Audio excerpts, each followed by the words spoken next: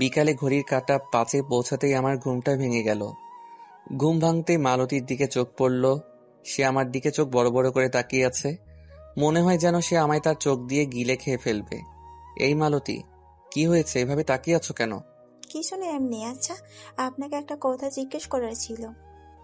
বলো। আচ্ছা, আপনি আমার মতন পতি থেকে ঘরে পুষে রেখেছেন কি কারণে বলুন তো? মালতী, কি কারণে পুষে রেখেছি সেটা কি তুমি জানো না? আমার মন কি চাই সেটা কি তুমি বোঝো না?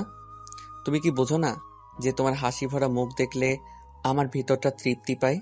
তুমি কি বোঝো না যে তোমার কষ্টে আমার কলিজাটা ছিঁড়ে ক্ষত বিক্ষত হয়ে যায়?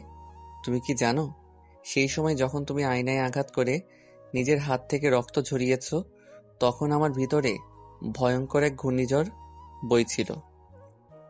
বিশ্বাস করো, সেই সময়টাতে মনে হচ্ছিল আমার ভিতরে কেউ ধারালো ছুরি দিয়ে আঘাত করেছে।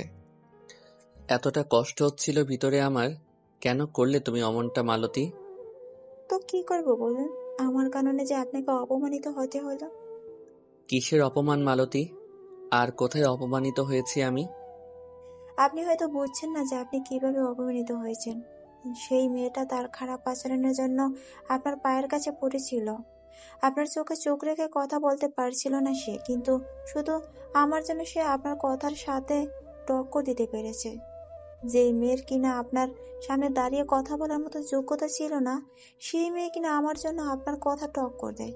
যে আমার মতন পতিতাকে ঘরে উঠিয়েছেন, কিন্তু তাকে মেনে নিচ্ছেন না। বিশ্বাস করুন, তখন আমার কাছে মনে হচ্ছিল যে নিজের গলায় দড়ি দিয়ে মরে যাই।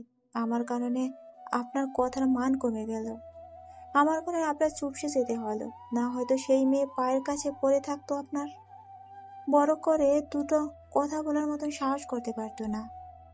মালতী, ওসব তোমার মনে হচ্ছে যে তোমার জন্য আমি অপমানিত হয়েছি, কিন্তু বাস্তবে সেসব কিছুই না। তবে হ্যাঁ, সে আমাকে আটকে দিয়েছিল তোমার কথা বলে। তবে তার কথার গ্রহণযোগ্যতা আমার কাছে নেই। অমন মেয়ের জন্য আমার মনে কোনো ধরনের জায়গা নেই। সো ওর কথা চিন্তা করে অন্তত আর নিজের ক্ষতি করবে না তুমি। ওর কথা ভেবে যদি আবার কোনো সময় নিজের ক্ষতি করার চেষ্টা করো, তাহলে আমার মরা মুখ দেখবে। আকাশের মুখে মরার কথা শুনে মালতী শব্দ করে কান্না করে দেয়। আকাশের কথাটা যেন তার ভেতরে ধারালো ছুরির মতো আঘাত করেছে। প্লিজ, আপনি ওসব কথা বলবেন না। আমার খুব কষ্ট হয় অমন কথা শুনলে। তাহলে ভাবো সেই সময় আমার কেমন কষ্ট হয়েছে তোমার তোমার হাতের ক্ষতস্থান দেখে। সরি, আমার ভুল হয়ে গেছে। আর কখনো এমন হবে না। ঠিক আছে। আর তোমাকে আজকে একটা কথা পরিষ্কার করে জানিয়ে দেই, হয়তো সে আমার প্রথম ভালোবাসা দেখে এখনো মনের কোনো অংশে কিছুটা গেঁথে আছে। তবে এখনকার জন্য সত্যি এটাই যে আমি তোমাকে ভালোবাসি। তোমার ভালোবাসা আমার খুব প্রয়োজন। আকাশের মুখে এমন ধারা কথা শুনে মালতী আরো জোরে কান্না করে দেয়। সে যেন নিজের কানকে এইসব বিশ্বাস করাতে পারছে না। একটা মানুষ কতটা ভালো হলে একটা পতিতা মেয়ের কাছে ভালোবাসা তালাশ করতে পারে, তার মতন মেয়ের মাঝে ভালোবাসা খুঁজতে পারে। সে জানে সে আমি পতিতা, কিন্তু তারপরও সে আমার ভালোবাসা দিয়ে সারা জীবন আগলে রাখতে চায়। এসব যেন সমস্তটাই একটা রূপকথার গল্পের মতন লাগছে। এই পাগলি মেয়ে কান্না করে না, তুমি শুধু আমার। এটা বলে মেয়েটার কপালে কয়েকটা চুমু এঁকে দিলাম। এইভাবেই কয়েকদিন কেটে গেল। অন্যদিকে ত্রিধা পাগলের মতো রাস্তায় রাস্তায় ঘুরপাক খাচ্ছে।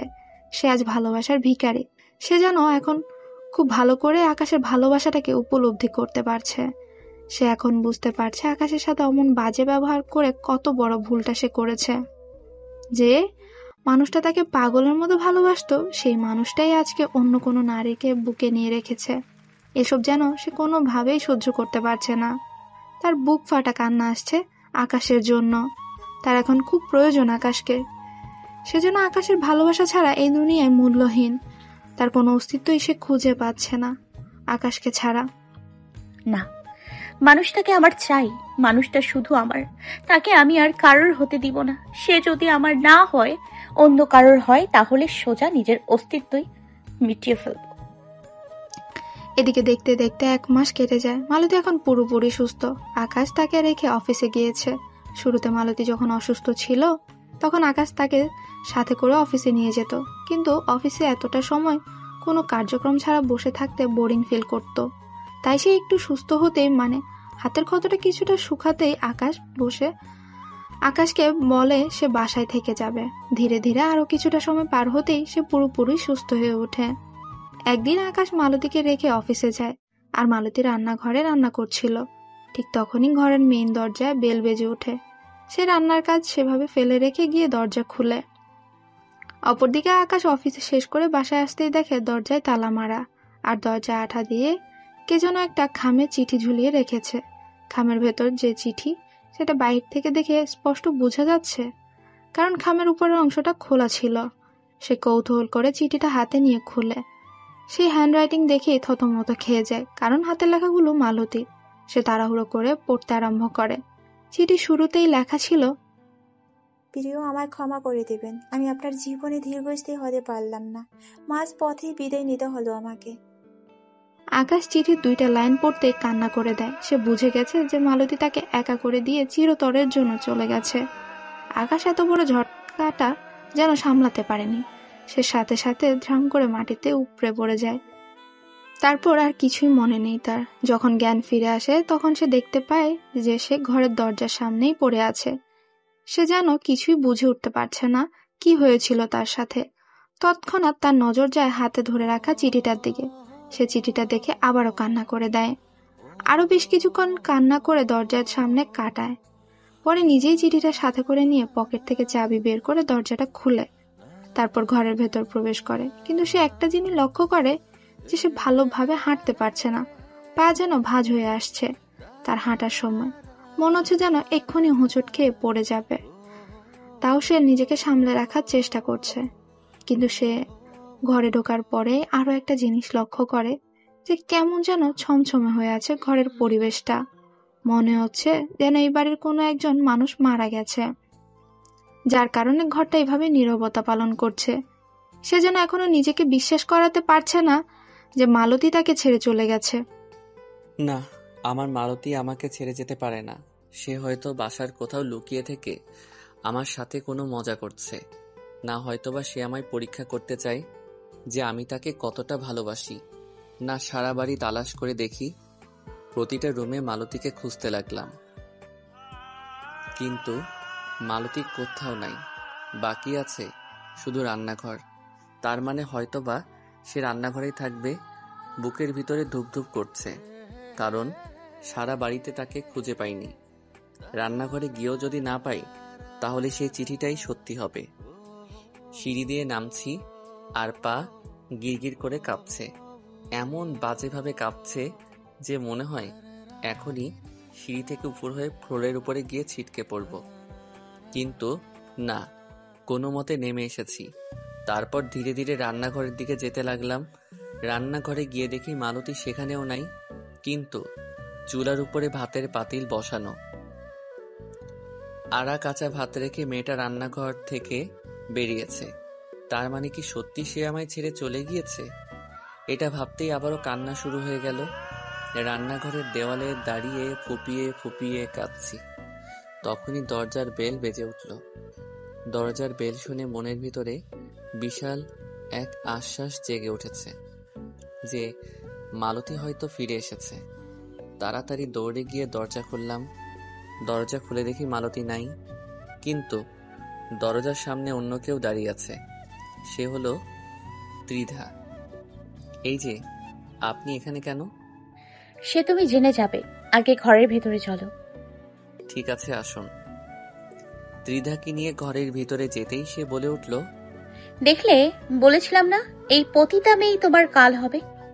মিলে গেল তো আমার কথা, ছেড়ে গেল তো সে তোমায়। আমি আগেই জানতাম যে এইসব মেয়েদের ভেতরে ভালোবাসা নামক কিছুই থাকে না, কারণ প্রস্টিটিউটদের কোনো ধর্ম থাকে না। এতদিন তোমার সাথে ছিল তার ফায়দার জন্য, কিন্তু এখন তোমার থেকে হয়তো মোটা অঙ্কের টাকা কেউ দিয়েছে, যাতে করে সে তোমায় ছেড়ে চলে গিয়েছে। এই যে, মুখ সামলে কথা বলেন। মালতী কখনো এমন করতে পারে না। আকাশ, সত্যি কথা কখনো কারোর হজম হয় না, আর সে কেমনটা করতে পারে সেটা তুমি এখন নিজের চোখে ভালো করেই দেখতে পারছো। আর আমি তো বললাম এই যে তার জাত ধর্ম বলতে কিছু নেই। যদি থাকতো তাহলে অন্তত যাওয়ার আগে একবার হলেও তোমায় বলে যেত, কিন্তু সে বলেনি। তার মানে হলো সে ভালো কোনো পার্টির কাছে চলে গিয়েছে।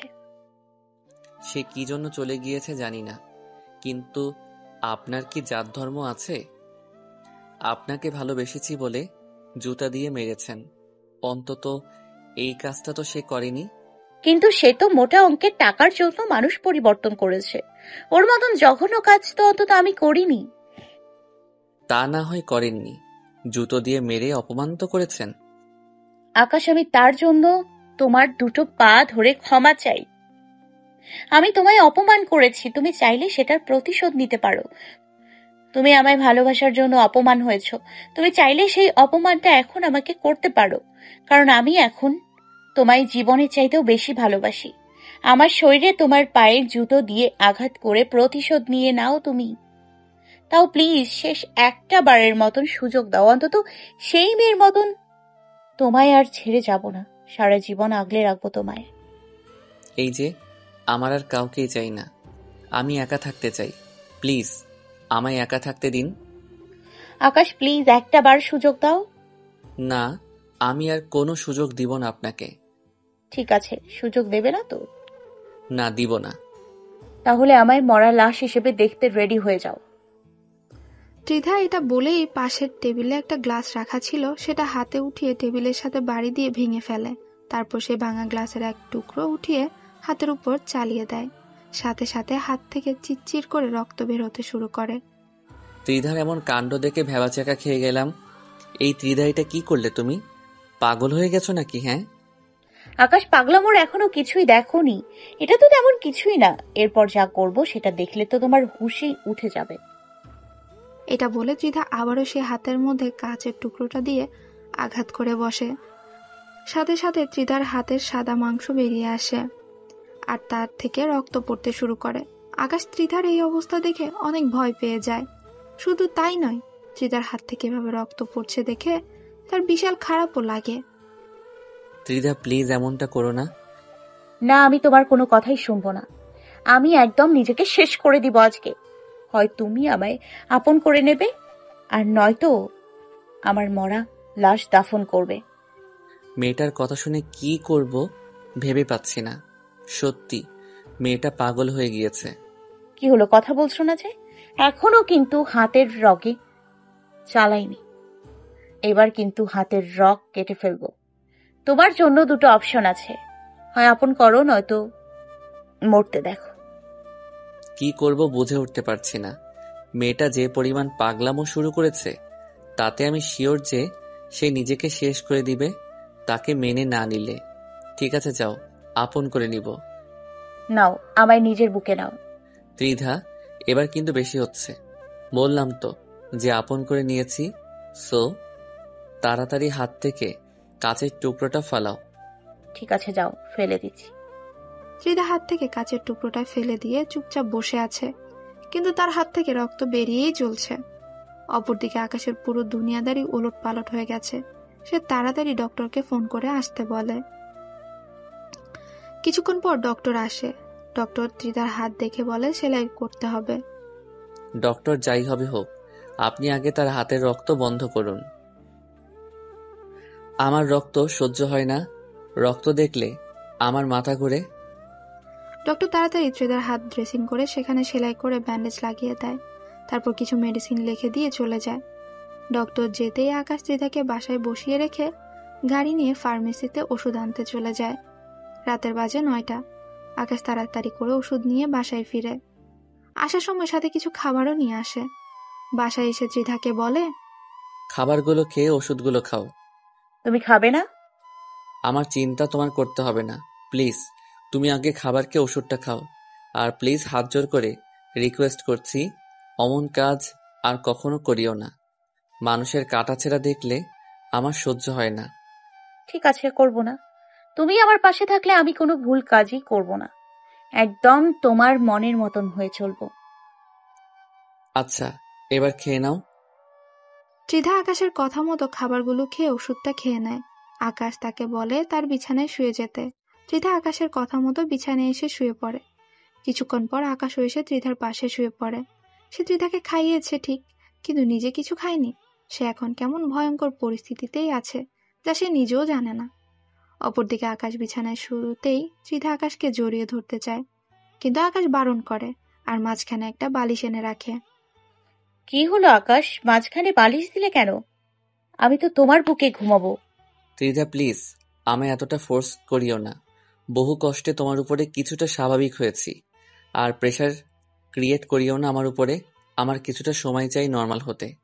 আর তাছাড়া এখন তোমার একা ঘুমানো উচিত, কারণ কখন লেগে যায় তার কোনো ঠিক নেই। পরে গিয়ে আরেক ঝামেলা হয়। আচ্ছা ঠিক আছে, তোমার যত সময় লাগে তুমি নাও। হুম। আমি আমার মতন করে বিছানায় শুয়ে আছি, কিন্তু চোখে কোনো ঘুম নেই। আর কিছুটা সময় গেলেই সকালের আজান হবে। ত্রিধা বেঘোরে ঘুমাচ্ছে, আর আমি বিছানায় কাতরাচ্ছি। মালতীর করা সেই আচরণটা আমার ভিতরটাকে ক্ষত বিক্ষত করে দিচ্ছে।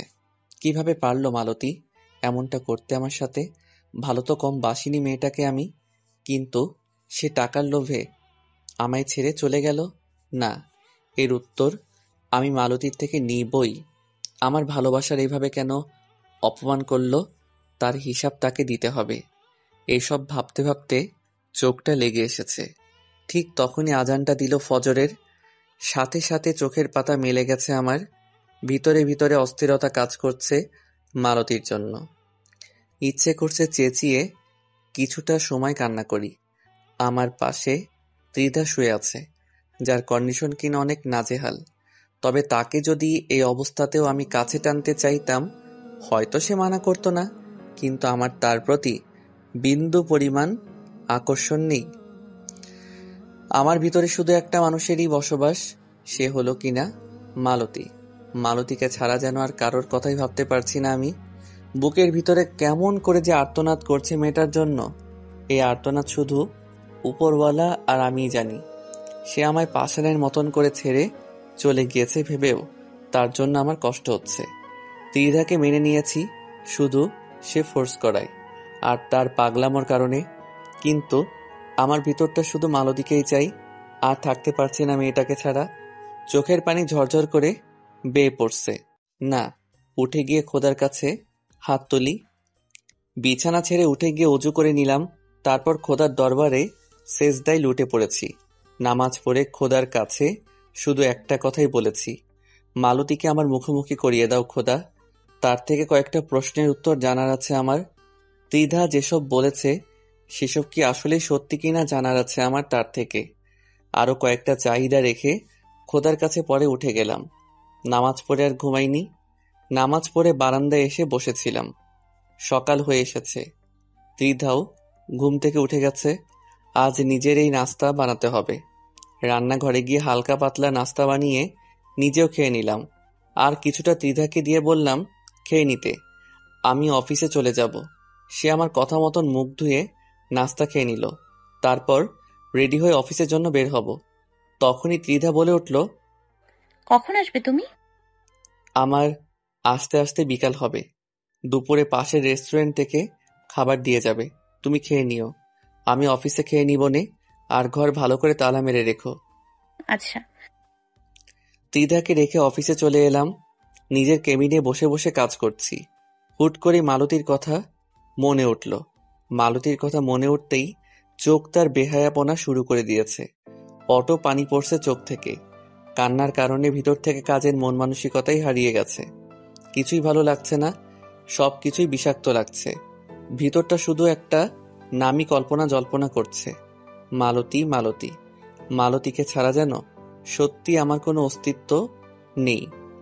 মেয়েটাকে আমার খুব প্রয়োজন। না, মেয়েটাকে আমার খুঁজে বের করতে হবে। আমার সকল প্রশ্নের উত্তর তার কাছে রয়েছে। না, আজ আর অফিস করব না। কেবিন থেকে বেরিয়ে একজনকে ফোন দিলাম। ভাই, 10 মিনিটের মাঝেই আসছি। আমি অফিস থেকে বেরিয়ে গাড়ির সামনে দাঁড়িয়ে দাঁড়িয়ে তার অপেক্ষা করছি। সে আসতে একটা টাকার বান্ডিল আর ফোন থেকে মালতীর পিক বের করে দিয়ে বললাম, এর খোঁজ লাগবে আমার আজ রাতের ভিতরে। ঠিক আছে ভাই, আপনি টেনশন করবেন না, আমি আজ রাতের মধ্যেই এই মেয়ের লোকেশন, সে কোথায় থাকে, কি করছে, আপনাকে সব বলে দেব। ঠিক আছে। তারপর ছেলেটা চলে গেল। ছেলেটাকে আমি চিনি এই এলাকায় আসার পর থেকে। ছেলেটার বেশ ভালো লিঙ্ক আছে, তাই তাকে মালতীর খোঁজে লাগিয়ে দিয়েছি। আর আমি গাড়ি নিয়ে সোজা সেই পুরনো ব্রিজটার উপরে চলে আসলাম, যেখানে আমি আগে বসে বসে নেশা করতাম। গাড়িটা ব্রিজের উপরে সাইড করে রেখে গাড়ির ভিতর থেকে বেরিয়ে এলাম।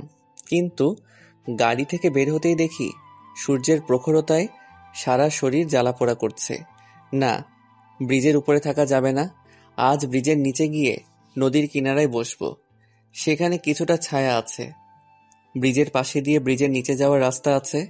সেখান দিয়ে গিয়ে নদীর কিনারায় বসে আছি।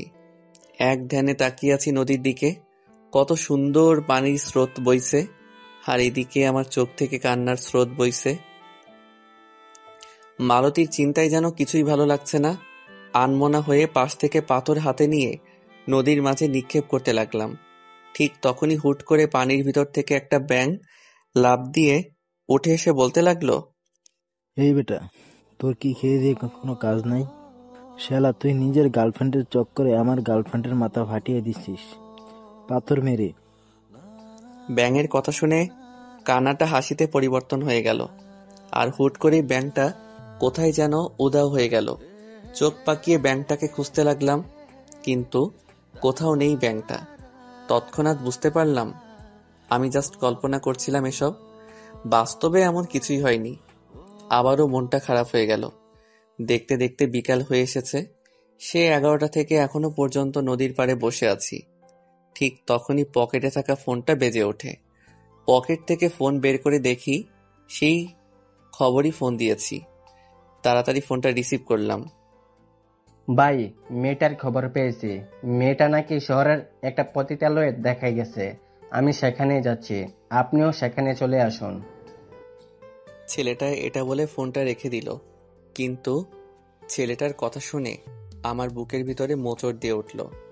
কারণ মালতীকে হয়তো আমি বাদে আবারও অন্য কোনো পুরুষ স্পর্শ করবে সেই পতিতালয়ে।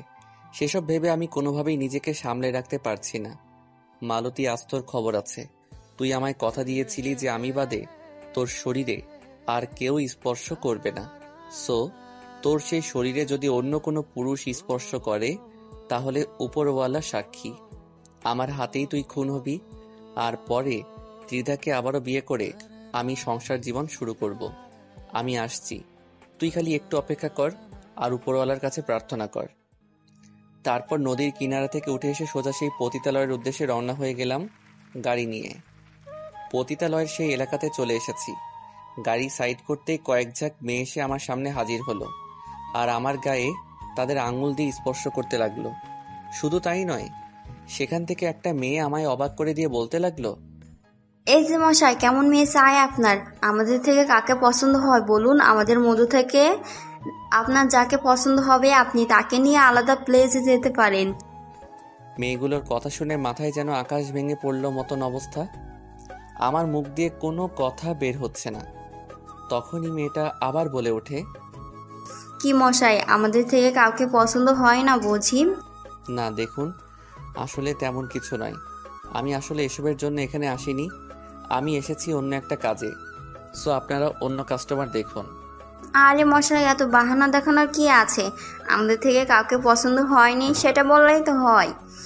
এই জায়গায় থাকতে থাকতে সবই বুঝি। কোনো মানুষ এমনি এমনি এখানে আসে না, আর আপনিও এমনি এমনি এখানে আসেন নাই, এই কাজের জন্যই এসেছেন। মেয়েটার কথা শুনে মেজাজ তো পুরো বিগড়ে যাচ্ছে।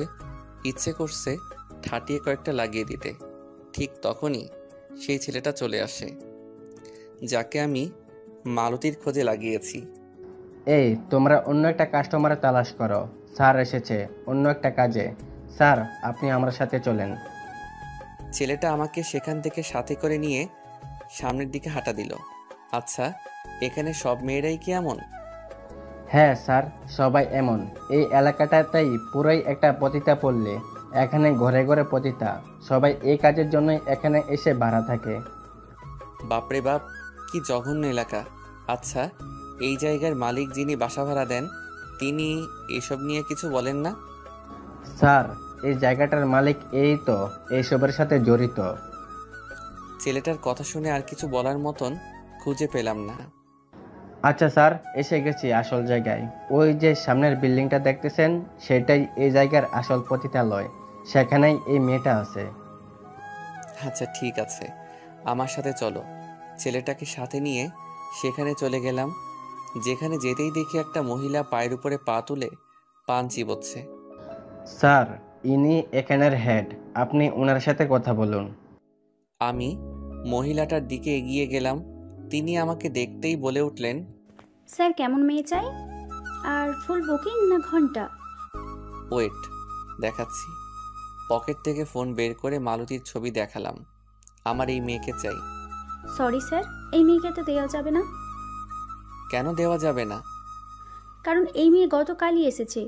আমাদের এখানে একটা নিয়ম আছে, নতুন কোনো মেয়ে আসলে তাকে প্রথম 2 দিন কারোর সাথে দেওয়া হয় না, তাই এই মেয়েকে দেওয়া যাবে না। কিন্তু আমার তো এই মেয়েকে চাই। সরি স্যার, ক্ষমা করবেন। আপনি এই মেয়ে ছাড়া অন্য কাউকে বেছে নিন, কিন্তু আমি এই নিয়ম ভঙ্গ করতে পারবো না। আর তাছাড়া এই মেয়েকে একজন বড় সাহেব বুক করে গেছেন আগামীকালের জন্য। এই পল্লীতে কোনো নতুন মেয়ে আসলে আগে ওনাকেই দিতে হয়। এবারও উনি বুকিং করে গিয়েছেন, আর বুকিং করার সময় বলে গিয়েছেন এই মেয়েকে আর কারোর সাথে না দিতে। এই মেয়ের ফার্স্ট ক্লায়েন্ট উনিই হবেন। মহিলাটার কথা শুনে রাগে সারা শরীর গিজগিজ করছে। ইচ্ছে করছে সোজা একটা লাথি দিয়ে মহিলাটাকে চেয়ার থেকে ফেলে দেই, কিন্তু নিজেকে শান্ত করে নিয়ে বললাম, সেই লোক এই মেয়েকে বুকিং করেছে কত টাকা দিয়ে? স্যার, তা জেনে কি করবেন? আমি তো বললাম এই যে এই মেয়েকে কারোর সাথে দেওয়া যাবে না। তা না হয় না দেন, কিন্তু কত দিয়ে বুকিং করেছে সেটা তো বলুন। 15,000 টাকা দিয়ে। আপনাকে আমি এর থেকে 10 গুণ বেশি দিব, কিন্তু এই মেয়েকে আমার একেবারের জন্য চাই। আকাশের কথা শুনে সেই মহিলা চেয়ার থেকে উঠে দাঁড়ায়, তারপর চোখ বড় বড় করে আকাশের দিকে তাকিয়ে থাকে। স্যার একটা কথা বলেন তো, আপনি এই মেয়ের জন্য এতগুলো টাকা দেওয়ার মানে কি? কে হয় মেয়েটা আপনার? কে হয় সেটা জানতে চেও না। সেই 10 গুণের সাথে আরো 50 বাড়িয়ে দিব। চুপচাপ মেয়েটাকে আমার কাছে দিয়ে দিন। স্যার, এতগুলো টাকার কাছে আমি ইমানও বিক্রি করতে পারবো। আপনি টাকা পে করেন, আমি মেয়েটাকে এখানে নিয়ে আসছি। ঠিক আছে। সাথে সাথে পকেট থেকে চেক বইটা বের করে 2 লক্ষ টাকার একটা চেক লিখে দিলাম। এখন কিছুটা স্বস্তি লাগছে মনের ভিতরে, যে মালতীকে আবারও পেতে চলেছি। আর তাছাড়া তার শরীরে কেউ স্পর্শও করেনি। তবে যত যাই হোক, সব কিছুর ভিড়ে মালতীর জন্য একটা রাগ কাজ করছে মনের ভিতরে। মালতীর জন্য অপেক্ষা করছি। কিছুক্ষণ পর সেই মহিলা মালতীকে নিয়ে আসলো। মালতী আমাকে দেখে থতমত খেয়ে গেছে। স্যার, এই যে নিন আপনার আমানত। খালা, আপনি এই লোকের সাথে যাব না। আমায় প্লিজ এই লোকের সাথে দিয়েন না। এই মেয়ে, তা বললে কি হয় নাকি? এই সাহেব তোকে পুরো কিনে নিয়েছে, সো তোর যেতেই হবে সাহেবের সাথে। খালা প্লিজ, আপনার দুটো পায়ে ধরে আমি কাস্টমারের কাছে গিয়ে ওর থেকে 2 টাকা কামাই করে আপনার কাছে দেব, তাও প্লিজ এই লোকের সাথে আমাকে দিয়েন না। মালতীর মুখে এসব কথা শুনে রাগটা যেন কয়েক গুণ বেড়ে গেল। সোজা গিয়ে সেই মহিলার হাতে চেকটা ধরিয়ে দিয়ে বললাম, আপনি একটু সাইডে চাপুন, ওরে নিয়ে যাওয়ার ব্যবস্থা আমি করতেছি। মহিলা চেকটা হাতে নিয়ে সাইডে চেপে গেল। আমি গিয়ে সোজা মালতীর চুলের মুঠি চেপে ধরে বললাম, চলো বাড়িতে। না, আমি আপনার সাথে যাব না, আমি এখানেই থাকবো। রাগের চোটে নাক মুখ দিয়ে ধোয়া বের হচ্ছে। মালতীকে ছেড়ে দিয়ে কোমর থেকে বেল্টটা খুলে হাতে নিয়ে নিলাম। তারপর সবার সামনেই সেই বেল্ট দিয়ে মারতে শুরু করলাম। সবাই আমার কাণ্ড দেখে অবাক। মালতী চেঁচিয়ে চেঁচিয়ে কান্না করছে। মালতীর কান্নার শব্দ শুনে সবাই যে যার রুম থেকে দৌড়ে চলে এসেছে, কিন্তু কেউ আমাকে থামানোর মতন দুঃসাহসও করছে না। এই জানোয়ার, আবার বল যাবি না? আজকে তোকে এখানেই মেরে ফেলবো। সজোরে চেঁচাচ্ছি আর মালতীর শরীরে আঘাত করছি। এক পর্যায়ে মালতী আর সহ্য করতে না পেরে আমার পা জড়িয়ে ধরে বলতে লাগলো, প্লিজ আমায় আর মারিয়েন না, আমি যাব আপনার সাথে। মালতীর মুখ থেকে যাওয়ার কথা শুনে মাইর বন্ধ করে দিলাম। তারপর তাকে টান দিয়ে পা থেকে তুলে দাঁড় করালাম। বেল্টের মাইরের ফলে তার শরীরের অনেকখানি অঙ্গ কেটে গিয়েছে, সেখান থেকে ফোঁটা ফোঁটা রক্ত বের হচ্ছে। এসব দেখে কলিজা মোচড় দিয়ে উঠল। এতটা কষ্ট হচ্ছে মেয়েটার জন্য যা বলে বোঝানোর ক্ষমতা নেই আমার। মেয়েটাকে মারলামও আমি, আর পরে খারাপও লাগছে আমার। আর সহ্য করতে না পেরে সকলের সামনেই মালতীকে জড়িয়ে ধরে কান্না করে দিলাম। সবাই হতবাক হয়ে আছে একের পর এক আমার এমন কাণ্ড দেখে। এই মালতী, তোকে কিসের অভাবে রেখেছি আমি বলতো? তুই কী কারণে আমায় ছেড়ে চলে এসেছিস? মালতী কোনো কথাই বলছে না, সেও শব্দ করে কান্না করছে। তখনই সে পতিতা পল্লীর খালা এসে আকাশকে বলে, স্যার, এবার আমার বুঝে আসলো আপনি এত টাকা দিয়ে কী জন্য মেয়েটাকে কিনেছেন। স্যার, একটা কথা বলি, যদি কিছু মনে না করেন। বলেন। আপনি মেয়েটাকে বিয়ে করে নেন, কারণ আপনার চোখ দেখেই বোঝা গেছে যে আপনি মেয়েটাকে কতটা ভালোবাসেন। আর আমি জানি আমি খারাপ ধান্দা করি, কিন্তু বিশ্বাস করেন আজকে আমার গর্ব হচ্ছে এই কারণেই যে মেয়েটাকে আমি কোনো ক্লায়েন্টের কাছে না দিয়ে কতখানি মহৎ কাজ করেছি। সে আপনি বললেও করব, না বললেও করব। স্যার, একটু অপেক্ষা করেন, আমি সমস্ত কিছু করছি। আমি চাই এই পল্লীর মেয়েরা কোনো না কোনোভাবে সুখে থাকুক, হয় নিজের পেশাকে নিয়ে, নয় অন্য কোনো মাধ্যমে। এই মাহি, নিচে গিয়ে কালামকে বলবি যে আমি বলেছি গাড়ি নিয়ে গিয়ে মুক্তার কাজকে সাথে করে এখানে নিয়ে আসতে, আর আসার সময় 10 কেজি মিষ্টি সাথে করে নিয়ে আসতে। সে এখানে আসলে আমি টাকা দিয়ে দেব। জি খালা, আমি গিয়ে বলেছি। সেই মহিলার কথা শুনে থতমত খেয়ে গেলাম। সেই মহিলা বাজে কাজ করলেও তার ভিতরে মনুষ্যত্ব বলতে কিছু আছে, সেটা ভেবেই বেশ ভালো লাগলো। তবে এর আগে আমার কিছু কাজ আছে। আচ্ছা শুনেন, কাজে আসতে আসতে আমি মালতীর সাথে একটু পার্সোনালি কথা বলি। ঠিক আছে সাহেব, এই তোরা কেউ একজন স্যারকে ভিআইপি রুমে নিয়ে যা। একটা মেয়ে আমাদেরকে ভিআইপি রুম পর্যন্ত নিয়ে গেল। স্যার, এই রুমের ভেতরে বসে আপনারা আলাপ আলোচনা করুন। ঠিক আছে। মেয়েটা চলে গেল। আমি মালতীকে ধরে খাটে বসলাম, কারণ সে হাঁটাচলা করার অবস্থাতে নেই। মালতী, তোমাকে কিছু প্রশ্ন করব, তার সাফ সাফ উত্তর দিবে। তুমি আমায় ছেড়ে আসলে কোন সাহসে? তোমায় না আমি বারণ করেছিলাম যে আমায় ছেড়ে আসার মতন দুঃসাহস যেন তুমি কখনো না করো? তাও এত বড় আস্পর্ধা হলো কি করে তোমার? কি করব বলুন, মানুষটার কান্না যে আমি সহ্য করতে পারিনি। কোন মানুষের কান্না? দিদি আপু, গতকাল তিনি আমার কাছে এসেছিলেন যখন আমি ভাত রান্না করেছিলাম। তখন তিনি এসে আমার কাছে আপনাকে চাই, তাই চলে এসেছি। আমাকে চাই বলে তুমি আমাকে ছেড়ে চলে এলে? তোমার মনে কি আমার জন্য কোনো জায়গা নেই? শুধু জায়গা কেন, আপনার জন্য আমি মরে যেতেও পারব। কিন্তু সেই মানুষটা আমার পায়ে ধরে আপনাকে আমার কাছ থেকে ভিক্ষে চেয়েছে। আপনাকে না পেলে নাকি সে মরে যাবে। আর আমার সামনে সে হাতের রগের উপরে ছুরি ধরে বসেছিল। সে যত যাই করুক না কেন, তার জন্য কি তুমি তোমার জায়গা ছেড়ে দিবে? আমি তো ছাড়তে চাইনি, কিন্তু সে আমায় বাধ্য করেছে। শুরুতে সে আমায় বুঝিয়েছে, কিন্তু আমি যখন তার কথা শুনিনি, তখন সে হাতের রগে ছুরি রেখে বলে সে সুইসাইড করবে। তারপর আপনাকে ফাঁসিয়ে দেবে। সে আপনাকে পাওয়ার জন্য নাকি যে কোনো কিছুই করতে পারবে। সে আরও বলেছে সে যদি আপনাকে না পায় তাহলে সে আপনাকে আর আমাকে শান্তিতে থাকতে দেবে না। সে নিজেও শেষ হবে, সাথে আমাদের দুজনের জীবনও নাকি নরক বানিয়ে দেবে। তাই বাধ্য হয়ে আপনাকে ছেড়ে আসতে হয়েছে আমার। কি, সে তোমায় এসব হুমকি দিয়েছে? হ্যাঁ, না তা হয়তো আপনার মতন মানুষকে আমি কখনোই ছেড়ে আসতাম না। ওর কত বড় বুকের পাটা যে তোমায় আমার থেকে দূরে সরিয়ে দিয়ে আজে বাজে কাহিনী রটিয়ে বেড়ায় তোমার নামে। ওকে তো আমি জীবিত ছাড়বো না, ওর হাল খারাপ করে ছেড়ে দিব আমি। আর তুমি একটা কথা কান খুলে শুনে রাখো, আমার তোমাকে চাই মানে চাই। তোমাকে আমি নিজের জীবন থেকেও বেশি ভালোবেসে ফেলেছি। সো নেক্সট টাইম কিছু করার আগে ভেবেচিন্তে করবা। অবশ্য তোমার ভাবতেই হবে, কারণ আজ থেকে তোমাকে আমি বউয়ের স্বীকৃতি দিয়ে দিব।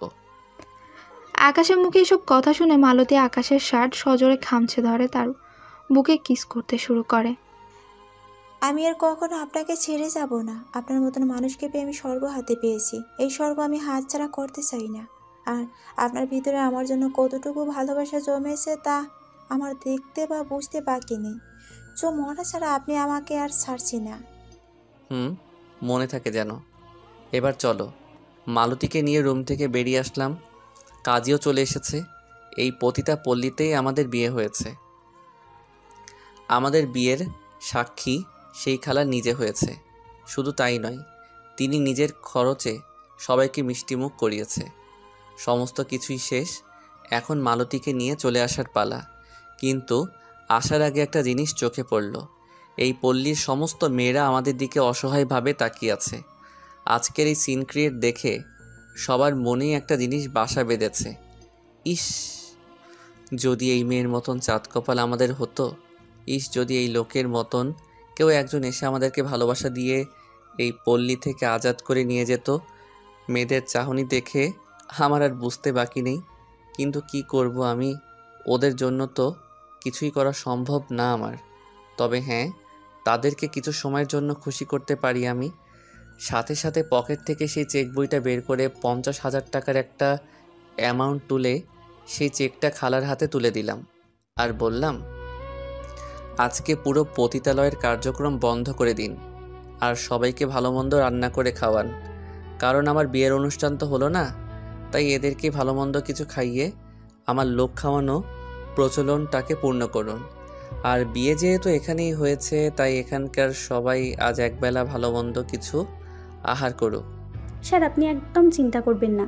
আমি কথা দিচ্ছি আজ পতিতালয় বন্ধ থাকবে, আর আপনার এই চেকের সমস্ত টাকা দিয়ে আমি তাদেরকে ভালো মন্দ খাওয়াবো। শুক্রিয়া খালা আপনাকে। তারপর মালতী আর সেই ছেলেটাকে সাথে নিয়ে সেখান থেকে বাসার উদ্দেশ্যে রওনা হয়ে গেলাম। ছেলেটা মাঝপথে নেমে গেল, কারণ তার বাসার রাস্তা উল্টো দিকে। তাকে নামিয়ে দিয়ে আবারও গাড়ি ড্রাইভ করতে শুরু করলাম। মোটামুটি সমস্ত কাজই শেষ। মালতীকেও নিজের করে পেয়েছি, তবে শুধু শেষ একটা কাজ বাকি আছে। সেটা হলো ত্রিধাকে ধরে তার লজ্জাস্থানে পেরেক মেরে চৌরাস্তার মোড়ে বাঁশ দিয়ে লটকে রাখা। সমস্যা নেই, সেই কাজটাও পূরণ হয়ে যাবে। আগে খালি বাসায় পৌঁছাই, তারপর ত্রিধার ব্যবস্থা করছি আমি। গাড়ি ড্রাইভ করে মালতীকে সাথে নিয়ে বাসায় চলে আসলাম। বাসার একপাশে গাড়ি রেখে মালতীকে কোলে তুলে নিলাম। তারপর দরজার সামনে গিয়ে বেল বাজাতেই ত্রিধা দরজা খুলে দিল। সে আমাকে আর মালতীকে একসাথে দেখে থতমত খেয়ে গেছে। ত্রিধাকে দেখে আমার শরীরের রক্ত যেন খলখল করতে শুরু করেছে। সাথে সাথে মালতীকে কোল থেকে নামিয়ে দিয়ে ত্রিধার গালে ঠাস করে একটা থাপ্পড় বসিয়ে দিলাম। সে থাপ্পড়ের টাল সামলাতে না পেরে ফ্লোরের উপরে গিয়ে ছিটকে পড়ল। জানোয়ার, তোর কত বড় সাহস যে তুই আমার ভালোবাসার মানুষটাকে হুমকি দিয়ে আমার থেকে তাকে দূরে সরিয়ে দিস। শুধু তাই নয়, তাকে আমার থেকে দূরে সরিয়ে তার নামে মিথ্যা ঘটনা রটিয়ে বেড়াস আমার কাছে। তুই তো আজকে শেষ।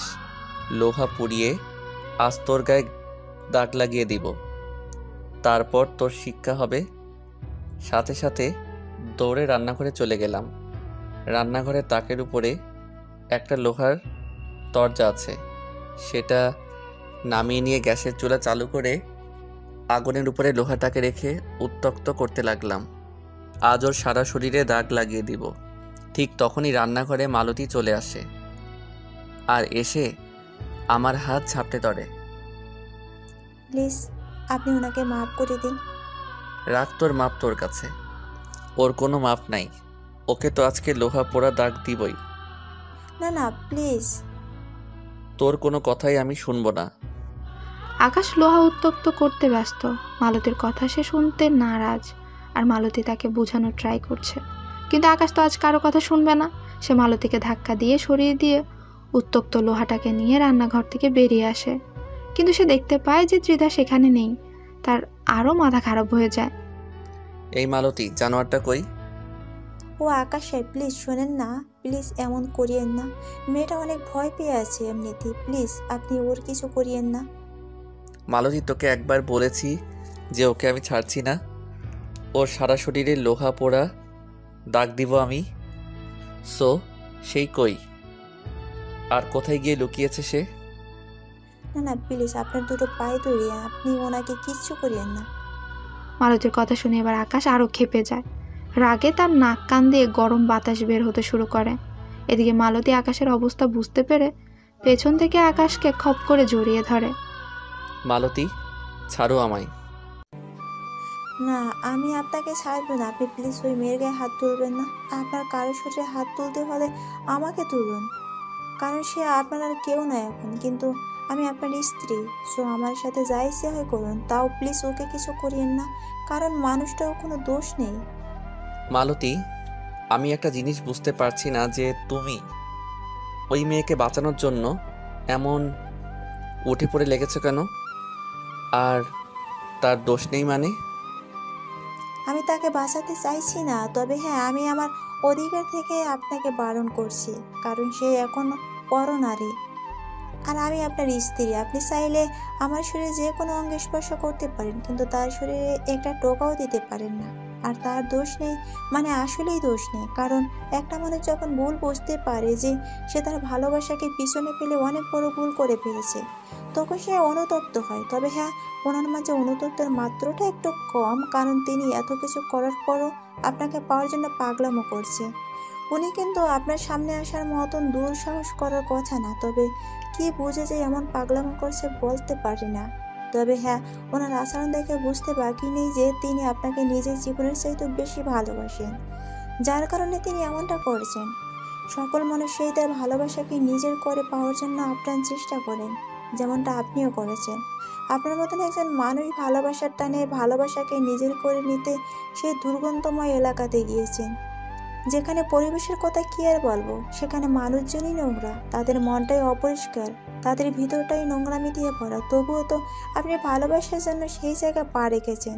তাহলে বলুন উনি কোথায় ভুল করেছে? মালতীর কথা শুনে রাগটা একদম দমে এলো। মেয়েটা সত্যি আমার জন্য খোদার দেওয়া স্পেশালি একটা গিফট। আচ্ছা ঠিক আছে, যাও, ওর কিছুই করব না আমি। এই যে নাও, এই লোহাটা ফেলে দিলাম, কিন্তু এটা তো বলো যে সে কই? ওনাকে আমাদের রুমে লুকিয়ে রেখেছি আমি। মালতীর আচার আচরণ দেখে ভিতরে ভিতরে বিশাল গর্ব হচ্ছে। হয়তো এই মেয়েটা আমার চোখ থেকে পর্দা না সরিয়ে দিলে তার শরীরে আঘাত করে বসতাম আমি। যাক খোদা, আমায় এই মেয়ের উসিলায় এসব করা থেকে বাঁচিয়েছে। আর তাছাড়া এসব করলে আমি আমার নিজের কাছেই লজ্জিত হয়ে যেতাম, কারণ একটা সময় আমি নিজেই বলতাম যে এই মেয়েকে অনুশোচনায় ভোগাবো, কিন্তু তার শরীরে হাত দিব না আমি। সো এই কথাটাই অটুট থাকতে পারতাম না আমি।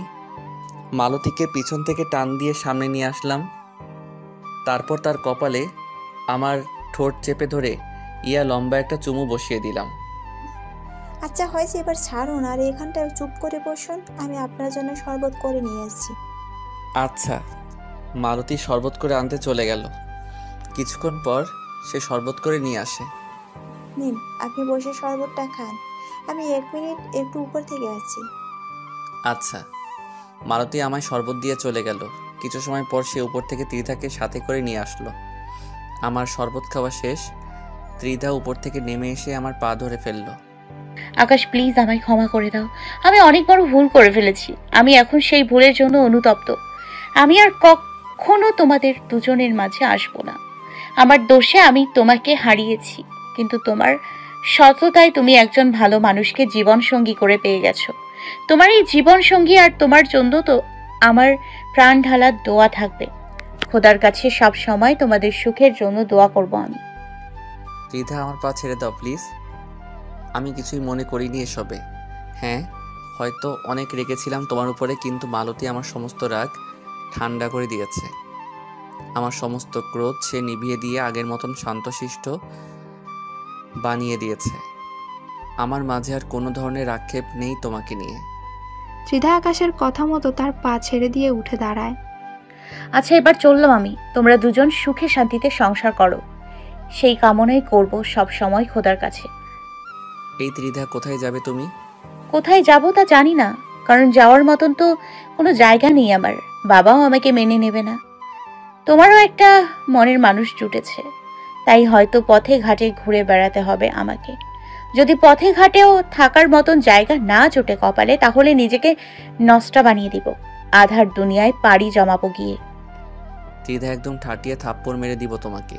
কী সব উল্টাপাল্টা কথা বলছো তুমি? হ্যাঁ, আমি কি মরে গেছি? হ্যাঁ, হয়তোবা অন্য কারোর হয়ে গেছি, কিন্তু তোমায় তো এমন ঝুঁকির মুখে পড়তে দিব না আমি। শোনো, আমার অফিসে একটা পোস্টে জব দিয়ে দিব তোমাকে আমি। সেটা দিয়েই সামনে এগিয়ে যেতে শুরু করো। ত্রিধা আকাশের কথা শুনে শব্দ করে কান্না করে দেয়। তার ভেতরটা আকাশের এমন আচরণ দেখে ক্ষত বিক্ষত হয়ে যাচ্ছে।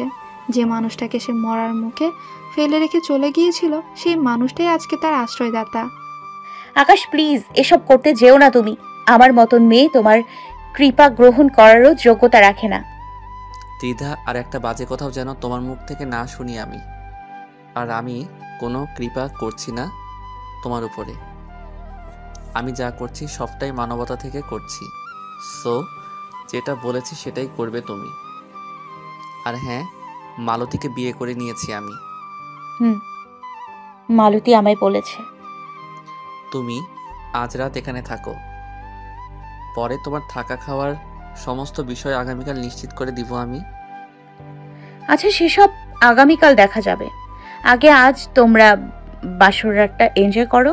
আমি নিজের হাতে তোমাদের জন্য বাসর ঘর সাজাবো আজকে। তোমরা কথা বলো, আমি সবকিছু ঠিকঠাক করছি। আচ্ছা। তারপর ত্রিধা চলে গেল।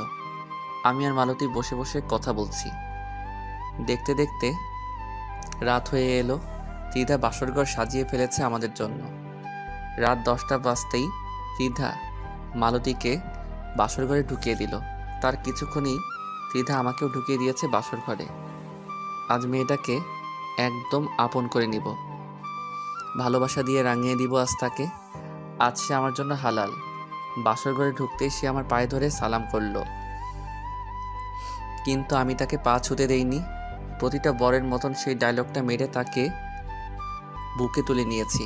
সে চুপচাপ আমার বুকে পড়ে আছে, কিন্তু আজ তো তাকে চুপচাপ থাকতে দিব না। তার নীরবতা আজ ভেঙে দিব। সাথে সাথে মালতীকে কোলে তুলে নিলাম। পরে বিছানায় গিয়ে তাকে নামিয়ে দিয়েছি। এই যে বর, আজ এত রোমান্টিক কেন? ও মা, বউকে কাছে পেলে কে না রোমান্টিক হয়? আকাশের কথা শুনে মালতী লজ্জায় লাল হয়ে আছে, কিন্তু আকাশ তো আকাশই। তার একটাই কথা, আজ সে বউকে কোনোভাবেই ছাড়ছে না। যেমন ভাবা তেমন কাজ। সে মালতীর শরীরে স্পর্শ করতে শুরু করে। মালতীও চুপ নেই, সেও আকাশের আচরণে সাড়া দিচ্ছে। কিন্তু হঠাৎ করে রোমান্টিক মুহূর্তের এক পর্যায়ে আকাশ মালতীকে ছেড়ে দিয়ে উঠে দাঁড়িয়ে যায়। মালতীর আকাশের এমন কাণ্ড দেখে খিটখিট করে হাসতে শুরু করে। মালতী, এটা কি ছিল? হ্যাঁ, যেটা ফিল করছেন সেটাই সত্যি, আমি ভার্জিন। মানে কি, তুমি না আগে প্রস্টিটিউট পেশায় ছিলা? না, ওসব কিছু বলছিল। মানে কি এসবের? মানেটা অনেক বড়। বড় হলেও আমি শুনতে চাই। আসলে আমি কোনো প্রস্টিটিউট না। আমার বাবা জোর করে টাকার লোভে একটা গুন্ডা মাস্তানের সাথে আমার বিয়ে দিতে চায়, যার কারণে আমি ঘর ছেড়ে পালিয়ে আসি। কারণ আমি তাকে বিয়ে করব না।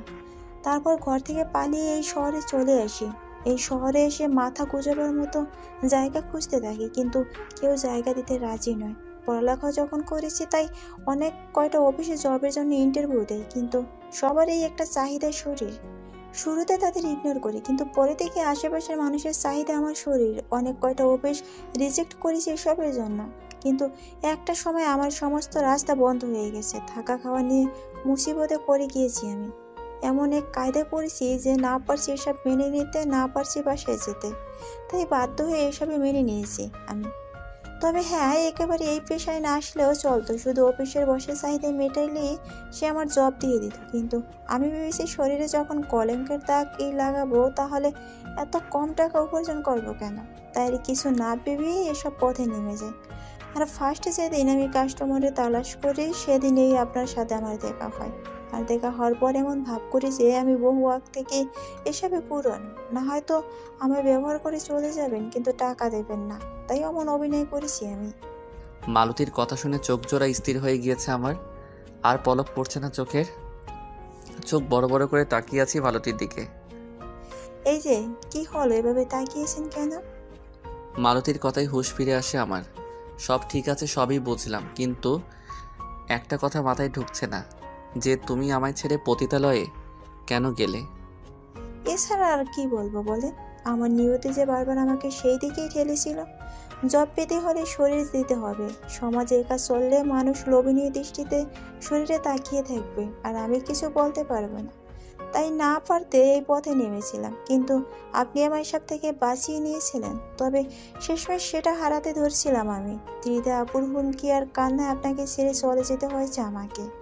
তখন আর কিছুই তো ছিল না আমার মাথায় ছাদ ছিলেন আপনি। কিন্তু ত্রিদা আপু জন্য সেই ছাদের নিচ থেকে বের হতে হয়েছে আমার। তখন আর কিছুই করার ছিল না। মন খালি একটাই কথা বলছিল, যেভাবে হোক আমার শরীর হয়তো নষ্টের ছিল, মোহর লাগবে। এমনটাই হয়তো আমার ভাগ্যে লেখা আছে। তাই কিছু না ভেবে পতিতালয়ে চলে যায়, কিন্তু সেখানে নাকি 2 দিন আগে কাস্টমার কাছে দেয় না। আর 2 দিন না হতে আপনি আমাকে নিতে চলে যান, পরে আবারও বাঁচিয়ে নিয়েছেন আমাকে। মালতীর কথা শুনে কলিজায় ধুকধুপানি শুরু হয়ে গিয়েছে আমার। এতদিনে যে মেয়েটাকে প্রস্টিটিউট মনে করতাম, আজ সে তার আসল রূপ দেখিয়েছে। তার শরীরে আমি বাদে নাকি কোনো পুরুষই স্পর্শ করেনি। খুশিতে আবারও মালতীকে নিজের কাছে টেনে নিলাম। এই মেয়ে শোনো। হ্যাঁ বলেন। তুমি শুধু আমার রক্ষিতা বউ। তোমার শরীরে শুধু আমি স্পর্শ করব। আমার বাচ্চার মা হবে তুমি। আমি বাদে তোমার শরীর আর কোনো পুরুষ স্পর্শ করতে পারবে না। এই যে মহাশয়, স্পর্শ করতে দেব না আমি, কারণ আমি এখন আর আমার নেই। আমি আমার বরের হয়ে গেছি। আমি তার আমানত বয় নিয়ে বেড়াচ্ছি। এই শরীরে শুধু একা তিনিই স্পর্শ করবেন। তিনি স্পর্শ করলে আমি কে? তিনি মানে আপনি আর কি। তাহলে দাও আদর করি। তো করেন, বারণ করছে কে? আমার সমস্ত কিছুই তো আপনার। মালতীকে বালিশে শুইয়ে দিয়ে ওর সারা শরীরে চুমু খেতে শুরু করলাম। সে আমার স্পর্শে কেঁপে কেঁপে উঠছে। তার শ্বাস প্রশ্বাস প্রবল গতিতে বয়ে চলেছে। এবার তাকে আরও পাগল করে দিলাম তার ঠোঁটে একটা এঁকে চুমু দিয়ে। এবার সে আর নিজেকে স্থির রাখতে পারল না। সে আমায় শক্ত করে জড়িয়ে ধরে পাগলের মতন আমার ঠোঁটে স্পর্শ করতে শুরু করলো। এই পাগলি মেয়ে, এমন পাগলামো করছো কেন তুমি? আমি পাগলামো করব তাতে দূর কি? আমার বর আমার যেমন মনে চায় আমি তেমনই করব। অবুক রে অবুক, মেয়ে বলল কি এটা? পাগলামোর ছলে আপনি থেকে সোজা তুই। এই যে বর, আমার কাছে টানেন। আর শুনেন, আপনি শুধু আমারও বুঝলেন। আমি পুরো পরিবারকে হারালেও তার থেকে বেশি কিছু পেয়েছি। আমাকে কখনো ছেড়ে যাবেন না প্লিজ, তাহলে কিন্তু আমার মরণ হবে। ছাড়তে ধরিনি, এই ধরা মরণ পর্যন্ত যাবে। মহাশয়, অনেক ভালোবাসি, যা কখনো বলার সাহস পাইনি আপনাকে, কিন্তু আজ সাহস করে বলে দিলাম। আমিও তোমাকে অনেক ভালোবাসি মালতী। এতটাই ভালোবাসি যে 1 বছরের মাঝে বাচ্চার মা বানিয়ে দিব। যা খুশি করেন, আমার বাচ্চার বাবা কি চাই খেলি। তাইলে চলো কাজে লেগে যাই। পাঠকগুলো কত পরিমাণে টুটটুট হইলে বাকি কিছু শোনার জন্য কান পেতে থাকতে পারে। লজ্জা শরম করেন ভাই সবাই। এভাবে মানুষের ঘরের কথা কান পেতে শুনতে হয় না। সকলেই ভাগেন এবার।